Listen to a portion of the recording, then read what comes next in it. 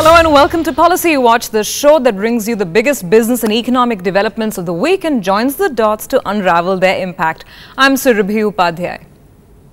Historic highs for the markets, improving macroeconomic data and more trouble for Indian pharma companies from the US drug regulator. These are the week's big highlights and we discuss them today with Santosh Mehrotra, Director General, Institute of Applied Manpower Research at the Planning Commission. Thanks so much, Mr. Mehrotra, for joining in. It's great to have you on the show. Well, we'll start off with the Lal Street first up. Now, it finally happened. New all-time highs for the Indian stock market, 22,000 on the Sensex. As election frenzy grips the street and FII dollars keep pouring in, here is how the picture looks like so far.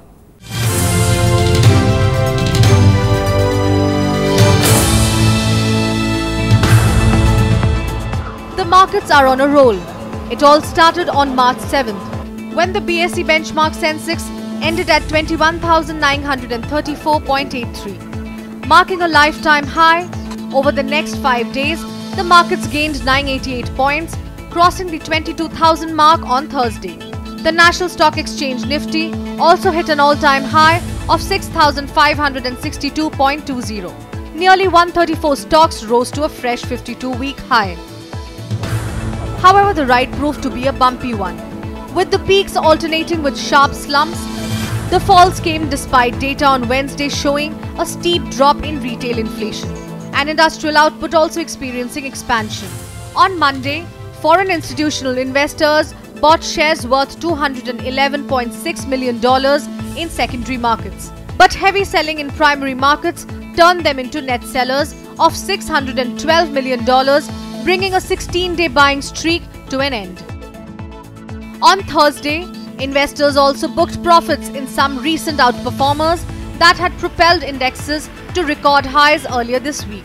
Analysts are voicing concerns about how fast these shares are rising since last week. The Indian rupee dropped by 26 paise to trade at 61.33 against the dollar on fresh demand for the US currency from banks and importers due to higher value of the greenback overseas. Bureau Report, Rajya Sabha Television. Mr. Mehrotra, if the Sensex was any barometer of the health of the Indian economy, then we should be feeling absolutely wonderful. What do you think of this frenzy that's gripped the street? Well, there are obvious short-term factors which are at play.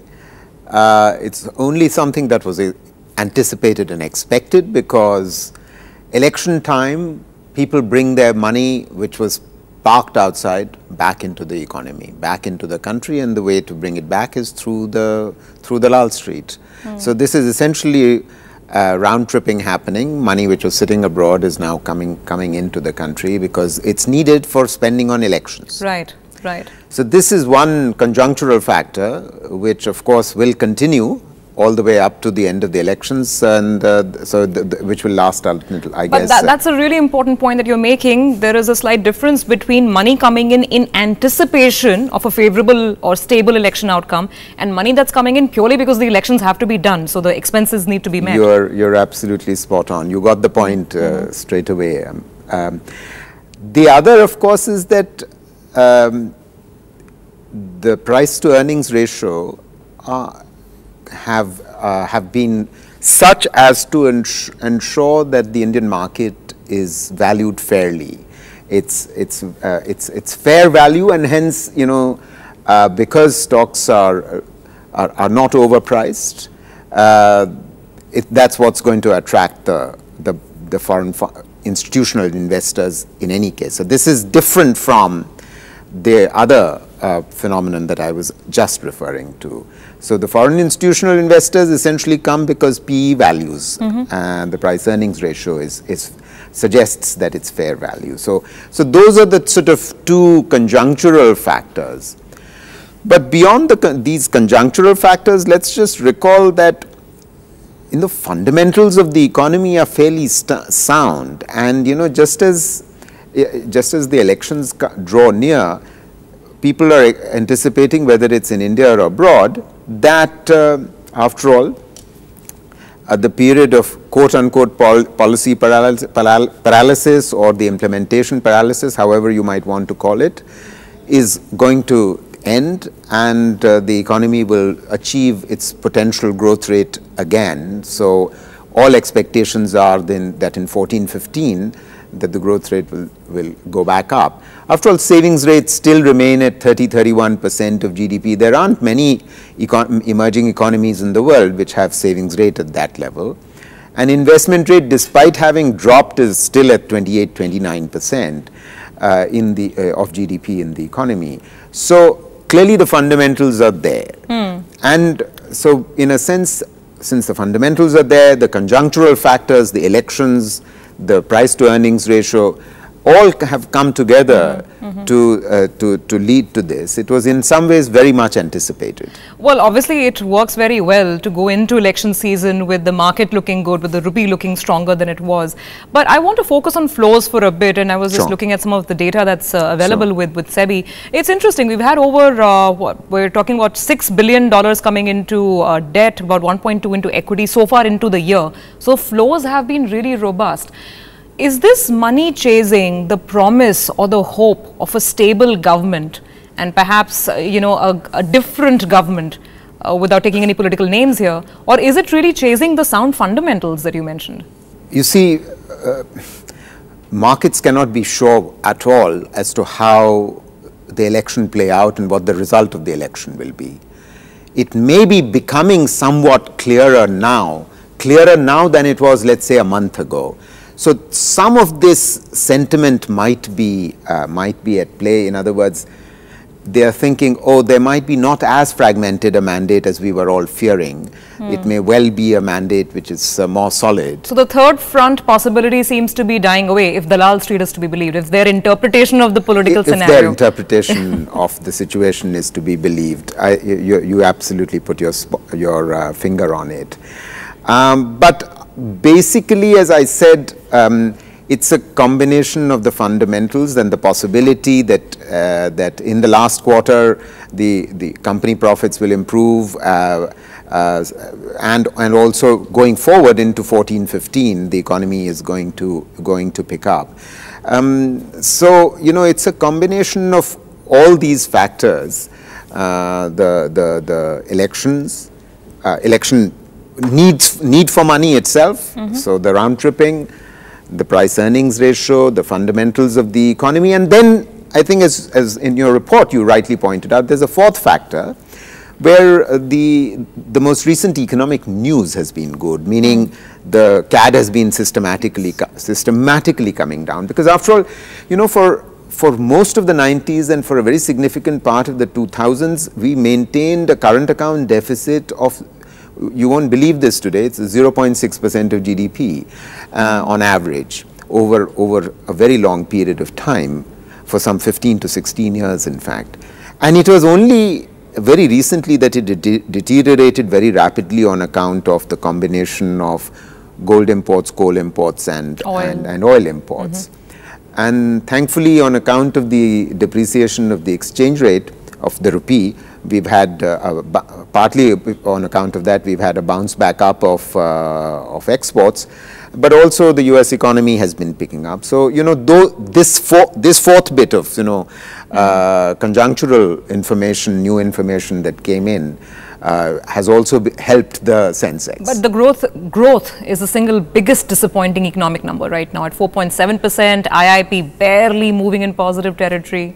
The fact of the matter is that I would still reiterate, this is only because, I mean, the numbers you cited for the third quarter for GDP growth are merely because in a situation of uncertainty, of prolonged uncertainty, where the government's not taking decisions, and even when the Cabinet Committee on Infrastructure had taken decisions on major projects and moving the projects, sort of removing the bottlenecks, the money hasn't begun to flow. So, why should we even have been expecting very much better GDP results?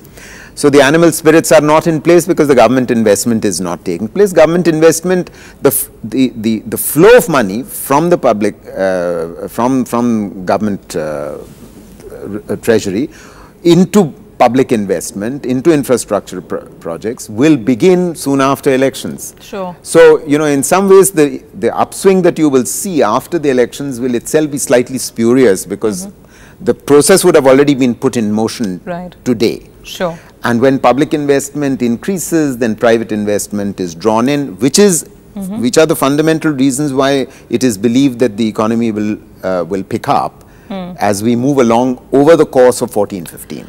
We will take a very quick break on that note, but when we come back, we keep looking at the numbers which seem to be looking good. We're talking about inflation cooling off. How realistic and how believable is the picture? Back in a moment.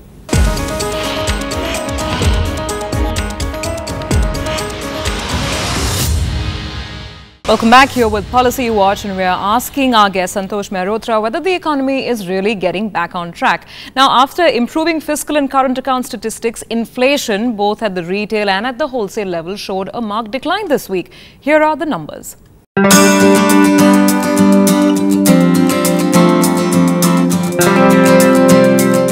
Moderation in onion and potato prices, coupled with easing of fuel products and primary articles, brought down wholesale price index to 4.68% in February. The index was at 5.05% in January and at 7.28% during February last year. Data released earlier this week revealed that retail inflation also recorded its 25-month low in February at 8.1%. A 10% drop in wholesale vegetable prices led to decline in inflation rate for the third consecutive month. Inflation witnessed in the last, say, 8 to 10 months is largely a vegetable fruits phenomena. So once the fruits and vegetable prices fell, the overall inflation fell. Food has about 48% weightage in retail price index and 23% weightage in wholesale price index. Experts describe the decline as seasonal, as fruit and vegetable prices tend to harden with onset of summers. Winter season is coming to an end, which simply means that the supply of fruits and vegetable will not be same as it was in the winter. The likelihood is that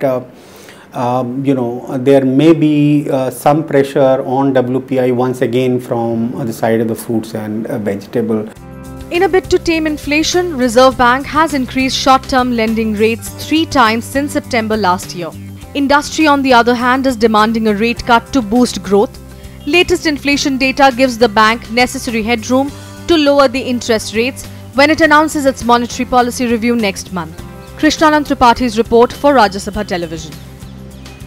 Mr. Mehrotra, so we heard some views there in that report, and the views seem to suggest that this is only a temporary respite. What's your opinion?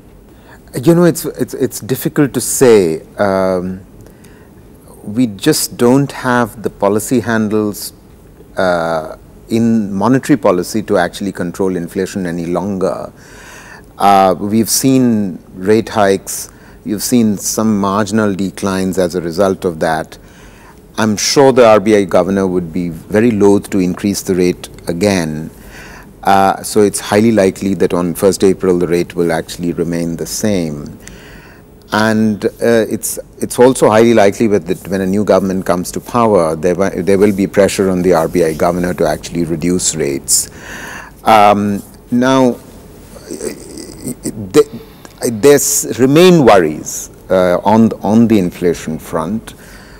While, you know, most recent news reports are saying that there's been an increase in wheat production by about 3 million tons, higher than last year. The fact remains that there's been rain, February and March, unseasonal February and March rain, which might affect those estimates of output that will come out. However, it is possible for the government to move more rapidly. It's a great pity that the current government hasn't moved rapidly on releasing food grains which are sitting with the Food Corporation of India. It's almost unbelievable that they didn't move on selling a significant proportion of those stocks, which we were sitting on over 60 million tons, which is 40 million tons greater than what we really need. In normal times, we just don't need more than 20 million tons. in the last few weeks, we've managed to sell some and also export a few million tons, so that the stocks are now down to 39 million tons, half of which is wheat, half of which is rice. The fact of the matter is that come April, the FCI will start buying wheat from the market again, and you will probably buy 30 million tons of grain, and you will be back up from 40 to 70 million tons. This is not a situation which can be allowed to continue, because this government could have contained inflation. But it's not just a wheat and rice problem, I agree with you. Vegetables which have only recently cooled off a bit. I agree with you. I'm not denying that for a minute. But it's after all, food inflation, which is your reporter rightly said, is what is driving this whole overall inflation. And it is true that veg and fruits are responsible, but veg and fruits are not the only thing. There's cereal as well. The vast majority of the population consumes, on average, the poor consume 10.7 kilograms per person per month of cereals alone, and only half of that do they get from the PDS. So it was possible for the government to actually contain that part. Fruits and vegetables are impacted. Since you mentioned fruits and vegetables are impacted by what is happening in the transactions that take place between the mandi and your home. And there are so many middlemen, and repeatedly there have been recommendations to actually eliminate the APMC, the Agricultural Produce Marketing Committees, which have monopolized the mandis and have prevented prices from falling.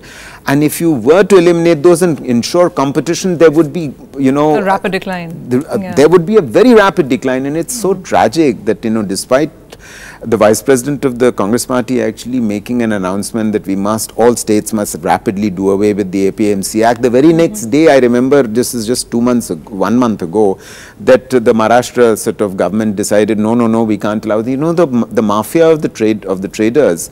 Somehow, government needs to take charge. If that doesn't happen, then you will not, the situation will not change.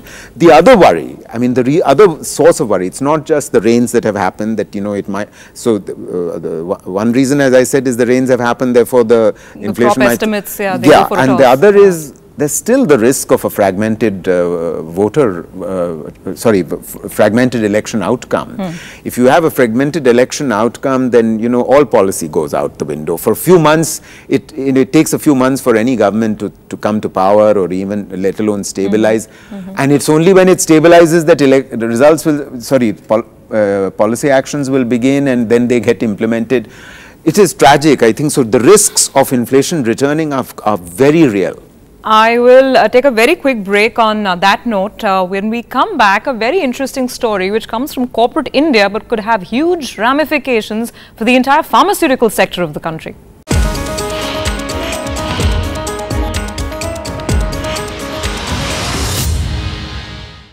Welcome back. Here with Policy Watch. Sun Pharmaceuticals has become the latest Indian pharma company after Ranbaxy and Wockhardt to come under the US FDA, that's the Food and Drug Administration scrutiny and stringent action, which also involves an import ban from one of the company's plants. While investors count their losses in terms of share price erosion, many are asking if this is justified action or simply an extension of the US's protectionist streak.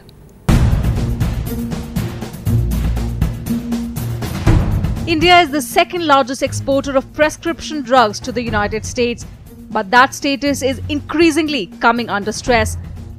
Recently, Dr. Margaret A. Hamburg, the commissioner of the US FDA, reached India to report about fake medicines under the Made in India brand. She said the US is uneasy with the lapses in quality at some pharmaceutical firms. Sun Pharma was the latest to join the list of such companies. The FDA issued a ban against one of its plants in India after having already blocked facilities of the Ranbaxy laboratories and Wockhardt from the US market. FDA investigators inspected 160 Indian drug plants last year. This was 3 times as many as in 2009. The increased scrutiny has also led to a flood of new penalties, with Indian companies and officials reacting with shock to the development. Many have expressed fears that the FDA's overdrive is prompted by a need to protect its domestic industry from cheaper imports. India is paying a high price for the FDA action. The question is, are the FDA's checks justified, or is there more than just the concern over safety behind its oversight? Bureau Report, Rajya Sabha TV. Mr. Mehrotra, we've been seeing more and more of this happen with one company after the other. Ranbaxy, interestingly, becoming, I think, the largest company to settle a lawsuit with the US FDA in US history itself. Then there was Wockhardt and now Sun Pharmaceuticals. What's your reading of what's been happening? There are clear protectionist streaks here showing up. I mean, I don't want to sort of dismiss the need for companies actually taking much greater care in-house to sort out whatever problems they might have. But let's recall the following situation in the United States. Yes, the US economy has been doing better in recent quarters, but the fact remains that the employment data is not looking good at all even for the US economy, let alone for Europe. So in that situation, it's not at all surprising that you're beginning to see, and you're seeing some protectionist trends here. And you know, their generics market is heavily dominated by Indian firms. Is that why we are feeling victimized? Because we simply are. I think the second largest drugs provider to the US market. We have a huge chunk of the US market, the generics market. Yeah. Therefore, when there is action, invariably it's an Indian name which crops up. Well, because you put your finger on it, because we are very big in their market, and they tend to focus on sort of on branded drugs, and our share in the market in generics, as you rightly said, is very high. So so it's inevitable in a sense. This is the only sector in a sense that they feel threatened by as far as manufacturing is concerned. So so you know, it's only what we would expect. So they're using every little rule in the book to in a sense turn the screw upon us. So my expectation is that this trend is going to continue as it is. I mean, you know that the relationship between the US and India in recent months has not been entirely the best ever. So you know, this is just a continuation of that trend. So there could be some diplomatic spillover which is actually entering the business stream. I'm sort of speculating here, but it's very difficult to say whether that is true or not. But the fact remains that underlying job data in the US economy is not such as to give them great source of confidence. So they will inevitably try and sort of save their companies and their companies' jobs as much as possible, which, you know, doesn't sort of do away with the need for Indian companies to do whatever is possible to ensure that they don't lose market share, that they do whatever is right for all markets. You know, you and I know that this is a country which does produce a lot of spurious drugs, and you know, all of that, only the industry can actually fix that with, of course, with some government support, but the industry needs to make sure that it does. Well, a lot of the allegations have been fairly serious in nature. They have related to good manufacturing practices, and interestingly, I believe in Ranbaxy's case, our very own Supreme Court also raised some issues with respect to atorvastatin, which is a blockbuster cholesterol drug.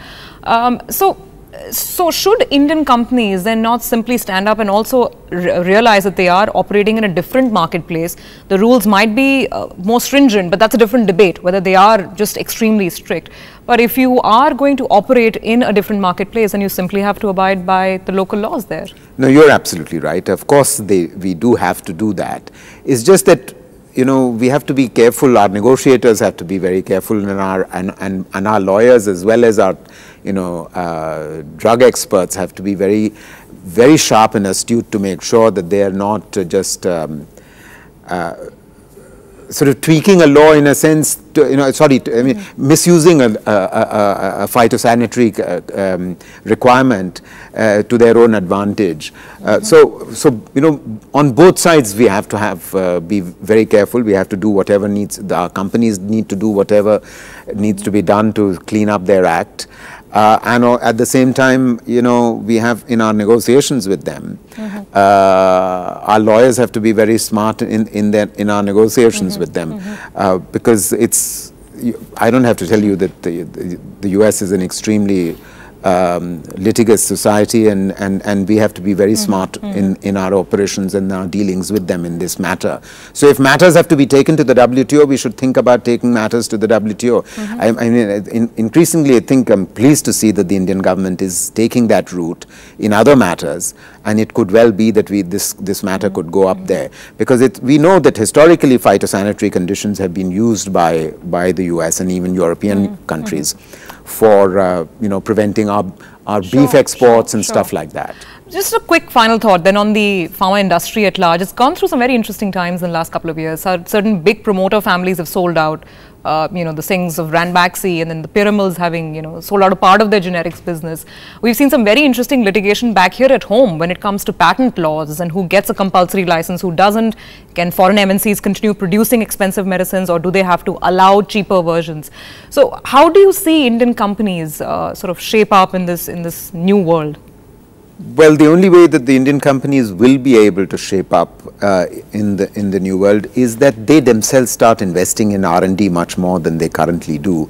You know, India is, after all, a world leader in the production of generics and in the production of the basic chemicals which lead to the production of, ultimately lead to the production of the formulations that then get sold. But if you don't invest in R&D, then your own ability to come up with new drugs means that you are reliant or rather dependent upon imports. You're dependent upon imports of patented drugs. You want to avoid that. Sure. Why can't you do the R&D here, patent it here itself, let's try and sell to the world. We have the best scientists in the world, so why can't we do that? There has to be some, you know, greater sort of synergy between government facilitation and government funding, and also R&D investment by private sector itself. Mr. Mehrotra, pleasure to have you on the show today. Thank you so much for taking out the time. That's it on this week's edition of Policy Watch. Thank you for being with us.